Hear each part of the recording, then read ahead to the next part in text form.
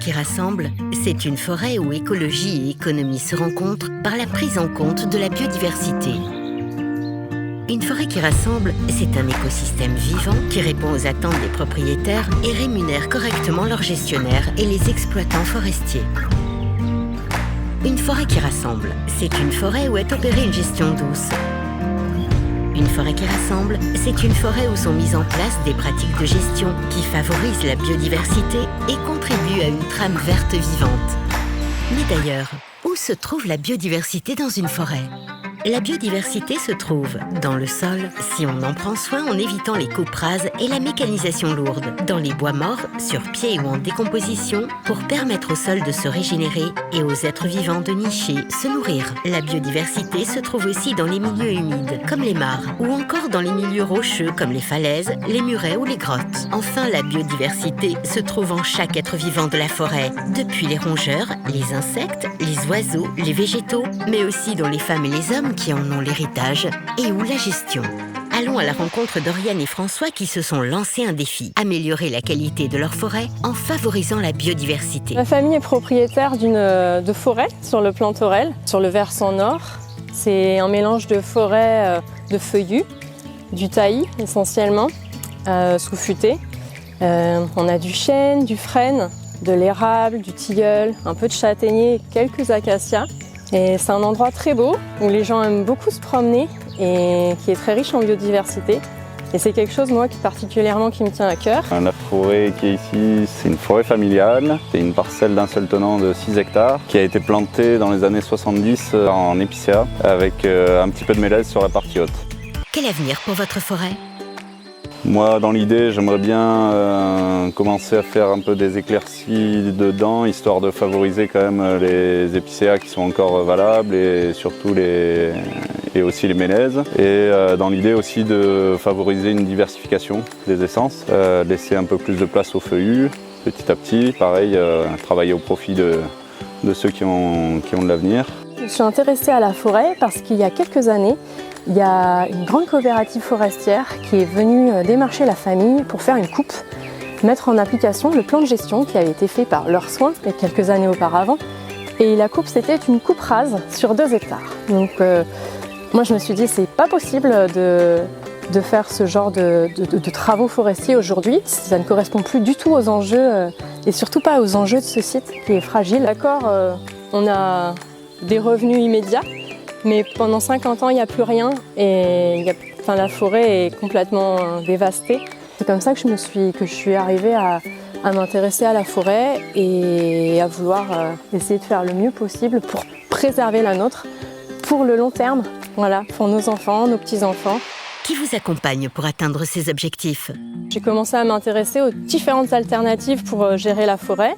Et donc là, j'ai rencontré l'association GDF Sylvestre qui aide les propriétaires forestiers à avoir une meilleure gestion de la forêt pour répondre à leurs enjeux, mais par rapport à garder un équilibre.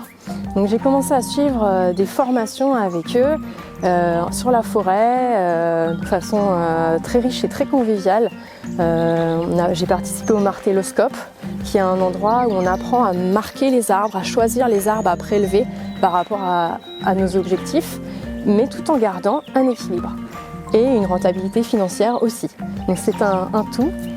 Et lorsque le PNR nous a sollicité pour faire cette expérimentation, montrer qu'il était possible de faire une coupe d'amélioration sur une petite forêt de 2 hectares qui permettait de préserver la biodiversité tout en améliorant le peuplement. Donc ça m'a tout de suite intéressée parce que c'est exactement comme ça que je vois la gestion d'une forêt, de façon durable, pérenne et en préservant l'équilibre.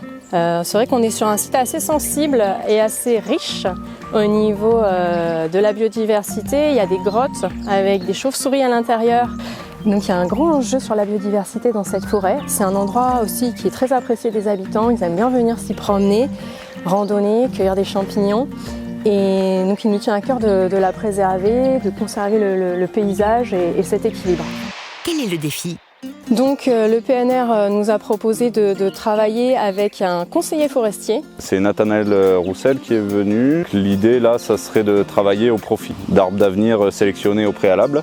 Avec lui, on a commencé diviser la forêt en plusieurs îlots, dans l'idée de passer une année par îlot, enfin faire une rotation comme ça, et de repasser du coup sur le premier îlot travaillé au bout de 6 ou 7 ans. Voilà, ça n'a jamais été éclairci, donc c'est beaucoup de petits épicéas serrés qui sont montés très haut, donc le peuplement est assez instable. On ne peut pas se permettre d'éclaircir trop fortement parce que sinon ça fragiliserait le peuplement, il y aurait des risques, notamment avec les coups de vent, de faire tomber pas mal d'arbres. Et Nicolas Besse nous a accompagnés dans cette démarche.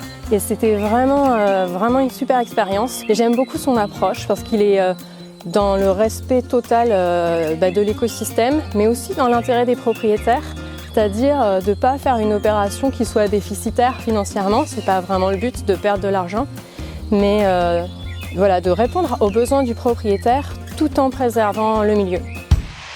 Nicolas relève le défi. Les premiers diagnostics avaient été effectués sur cette parcelle et où c'est qui préconisait de faire des cloisonnements. Donc c'est de l'ouverture des grands passages de 4 mètres de large tous les 25 mètres. Des passages où c'est que les tracteurs allaient pouvoir circuler. Mon approche a été un peu différente quand je suis arrivé sur site avec la propriétaire qui, en discutant avec elle, avait des attentes pas que de production forestière mais des attentes aussi environnementales mais aussi paysagères parce que c'est sa propre forêt à laquelle elle veut s'investir et s'épanouir dedans. Du coup, en discutant avec elle, je me suis aperçu que ça serait mieux ici de faire plus une éclaircie, on va dire, traditionnelle en sélectionnant des tiges d'avenir. Donc de valoriser ces tiges d'avenir qui deviendront plus tard des belles tiges pour lesquelles on va travailler aujourd'hui. Le marquage a été réalisé avec la propriétaire elle-même, donc en lui expliquant les choix qu'on pouvait faire sur sa forêt et en lui expliquant pourquoi on enlevait cet arbre par rapport à un autre et quel était l'objectif et qu'on n'enlevait pas forcément tous les arbres qui nous paraissaient moches ou inintéressants aujourd'hui. Parce que chaque arbre dans une forêt a un rôle à jouer. Soit ils ont un rôle de protection, soit un rôle de tige d'avenir. J'ai pu l'accompagner pendant cette opération. Sur toute une journée, on a fait du martelage, j'étais avec lui. Et alors c'était pas facile pour moi parce que j'aime pas couper les arbres. Donc là, de choisir les arbres qu'il fallait prélever, c'était pas toujours évident, mais avec son approche, et il m'expliquait à chaque fois pourquoi que cet arbre allait permettre, si on libérait la place, de faire pousser un peu mieux celui-là, un arbre d'avenir qu'on pourra valoriser par la suite. Et on a pris soin de respecter aussi, de préserver des arbres qu'on dit arbres biodiversité, qui sont des habitats en fait pour la flore et la faune. Pour impacter le moins possible le peuplement, au vu des faibles diamètres des tiges à exploiter sur cette parcelle, nous avons procédé derrière par un débardage en traction animale. Alors, défi relevé ? Ils ont vraiment fait un travail exceptionnel parce qu'ils ont travaillé tout en douceur. Vous voyez, il n'y a presque pas de traces de la coupe, le bûcheron a très bien travaillé et le débardeur a pu sortir avec une mule et un cheval tous les bois. Donc en suivant la pente pour les amener dans la prairie juste en contrebas. Moi, ma grande crainte, c'était que la forêt soit abîmée, que la coupe soit trop importante, qu'il y ait des traces sur le sol. Et en fait, je suis super contente du résultat parce que vous voyez, on a l'impression qu'il n'y a pas eu de coupe presque. La forêt, elle est presque comme avant, elle est juste un petit peu éclaircie. Donc plus tard, on aura des arbres qui seront peut-être valorisables autrement. Et puis ça nous a permis d'avoir du bois de chauffage parce qu'on se chauffe au bois à bûche. Et donc là, on a du bois de chauffage pour quasiment 3 ans.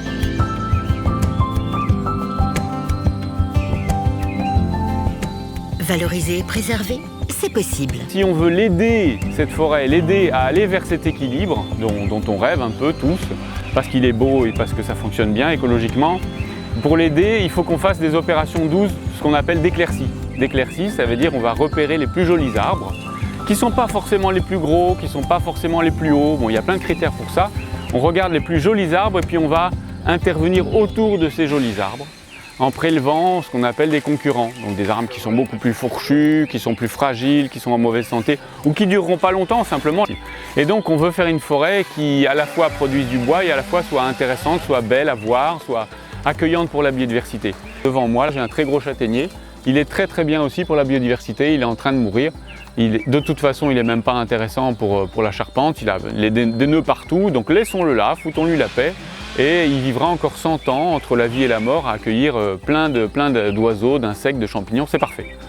Donc on laisse des gros arbres, y compris fourchus, y compris en train de mourir dans la forêt, parce que c'est important aussi pour la forêt. Mais juste à côté de ce châtaignier, un très beau chêne, et je pense que le châtaignier va mourir progressivement et le chêne va prendre le dessus, avec quelques sapins derrière. Donc le mélange se fait tout seul parfois, on n'a rien à faire là. Donc faire des opérations brutales dans une forêt, ce n'est pas aider la forêt. Ça, c'est vraiment important.